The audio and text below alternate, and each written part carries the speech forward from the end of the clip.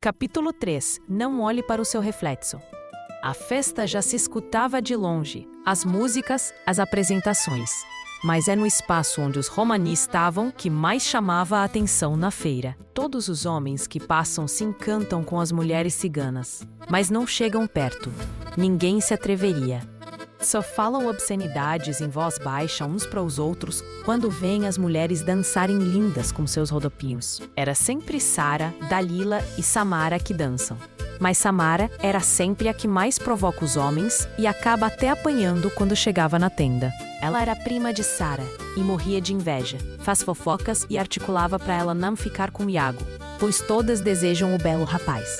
Mas Samara tem, na verdade, Elmiro como prometido e apaixonado por ela. E dançam. Sara rodopiava tanto a saia que podia rapidamente ver sua adaga amarrada na coxa, mas sempre por cima de sua calça panteletes, porque uma cigana jamais poderia mostrar as pernas. Mas Sara a puxava para cima para liberar seus movimentos do joelho, e isso já a deixava sensual demais aos olhos dos homens. No cesto que ficava no chão perto da plateia, sempre caem moedas ao dançar. Era a recompensa por tanta beleza cigana. As mulheres assistem de longe, nunca poderiam se dar o desfrute de chegarem perto de tanta obscenidade. Mas dava para ver no rosto delas a admiração pela coragem e o desejo de fazer o mesmo. Enquanto isso, logo ali, o destino vem selando o encontro. Sara e as ciganinhas bailarinas, ao descansarem, fazem algo para venda. Cada uma tem uma função. Algumas vendem as hortaliças, outras as flores e outras a sorte. E Sara gostava de vender suas frutas e às vezes trocava de lugar com Samara na leitura da quiromancia em troca de moedas. Mas naquele dia, ao acabar de dançar, procuram por descanso. Nesse momento, a mãe de Sara, uma mulher de 40 anos ainda linda e de viço, a chamou. Alba sempre lê a sorte como de costume, naquele dia 23 de maio, dia de Santa Cali, para Sara. Mas algo inusitado se deu nesse dia de leitura. Um pressentimento, alguns sinais do universo a intrigaram. Sara chegou tão agitada na tenda quando sua mãe a chamou que ela foi esbarrando na água de cheiros, provocando que a água apagasse a vela do altar. Rapidamente pegou sua saia e se pôs a enxugar e arrumar a bagunça que fez. Em risadas altas, como de excitação e nervoso pelo desastre, sabendo que sua mãe, tendo os preceitos sobre isso, brigará com ela. Então já foi logo falando.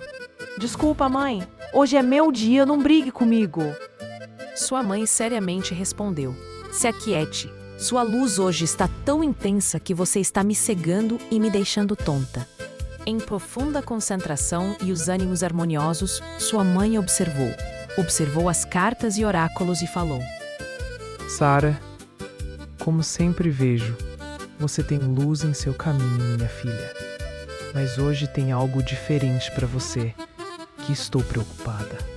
E com um semblante de admiração pela incógnita que estava em sua frente nas cartas ciganas, ela diz. Aqui diz algo que não entendo. Me parece algo como, ao olhar no seu reflexo fixamente, sua vida pode mudar. Mas não me diz se é bom ou ruim. Estou com um pressentimento de emoções misturadas, minha filha. Uma alegria imensa que até explode meu coração. Veja. E pegou a mão de Sara e a pôs em cima do seu coração, que estava acelerado demais e ofegante, e continuou. Mas também com uma angústia, que isso possa além de ser bom, mas também ruim. Cuidado, Sara, cuidado. Quando voltarmos, vamos tomar um banho de energia e vou fazer um ritual a Santa Sara para clarificar. Não entendi e me deu até uma indisposição. Busque um chá para mim, filha, e que logo passa. E vá se divertir. Você adora esse dia mais do que qualquer um daqui.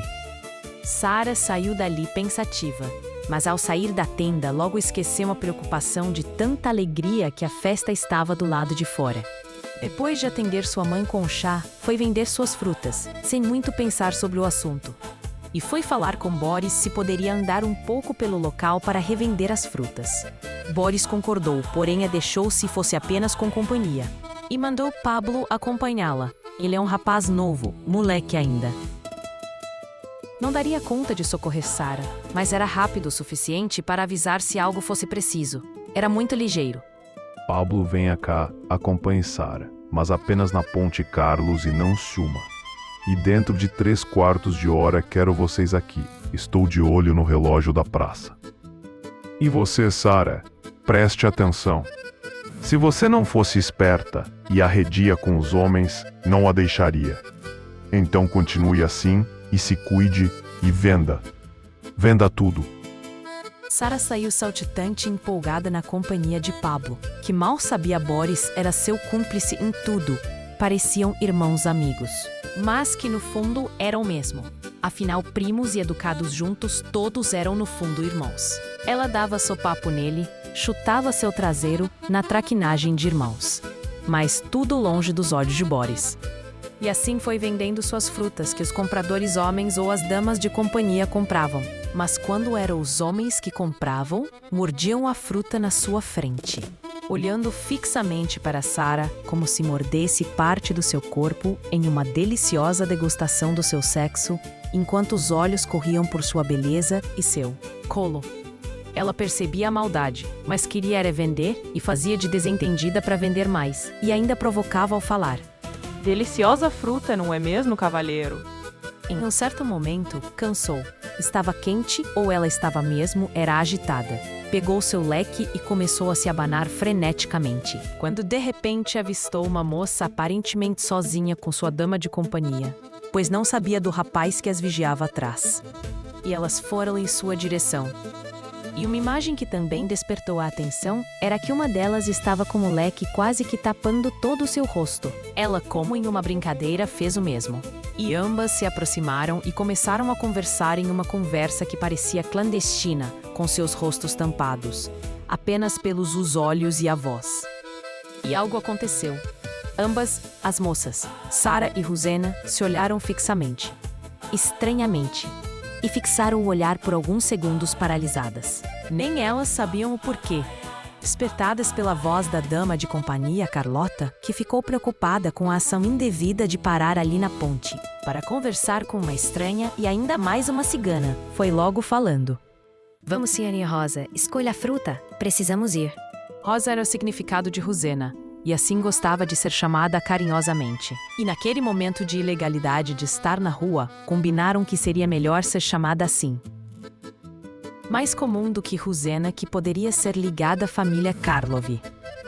Rapidamente se despertaram daquele olhar e Rosena obteve sua fruta, e saiu correndo com sua companhia. Mas logo parou, tirou o leque do rosto e falou a ela. Carlota, quero conhecê-la mais. Gostei dela. Eu quero. Não, senhora. A senhora não deve. Faça assim. Peça para seu namorado ir lá e fale. Para ele nos ajudar. Hoje, às 15 horas, nos jardins da propriedade, no nosso esconderijo. Me ajude. Fale para ela que darei moedas e lenços. Eu tenho aqueles. Você sabe quais. E ainda continuou em uma euforia sem fim. Eu volto agora para casa, por favor, antes mesmo do horário que tínhamos combinado.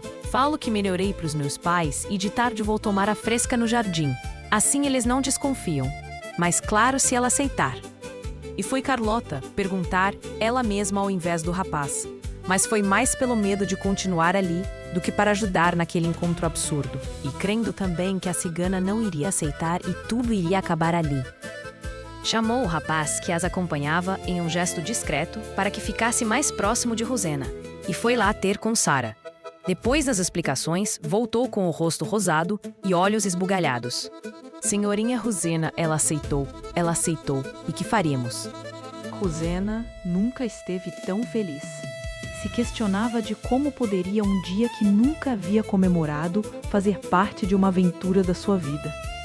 E falou em voz baixa, em cochicho, quase no ouvido de Carlota. Como os ciganos falam? Optahá, opta. Não sei, acho que é viva Santa Sara Kali, que está fazendo minha vida um pouco mais interessante. E sacrilégio, Rosena. Vamos embora. Já estou com medo disso tudo. Mal sabiam. Sara e Rita, agora Rosena, que realmente aquele dia 24 de maio mudaria sua vida para sempre.